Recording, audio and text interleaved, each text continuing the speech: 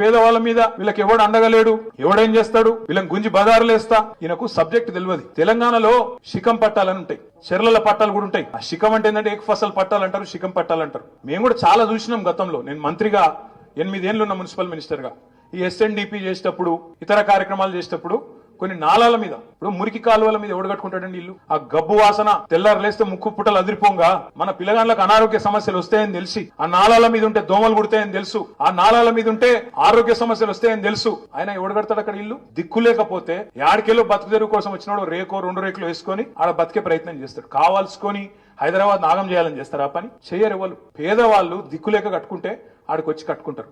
వాళ్ళకి ఏం చేయాలి గవర్నమెంట్ అంటే? మానవత్వం ఉన్న గవర్నమెంట్ అంటే ఏం చేయాలి? నోటీస్ ఇవ్వాలి, చెప్పాలి తప్పు జరిగింది, గతంలో జరిగిండొచ్చు, మా వాళ్ళకు మీరు నల్ల బిల్లు కడుతుండొచ్చు, కరెంట్ కనెక్షన్ ఉండొచ్చు, ప్రాపర్టీ ట్యాక్స్ గర్పట్టి కడుతుండొచ్చు, కానీ తప్పు ఉన్నది కాబట్టి నీకు వేరే ఇల్లు ఇస్తా అని చెప్పి వేరే ఇంటికి తరలించి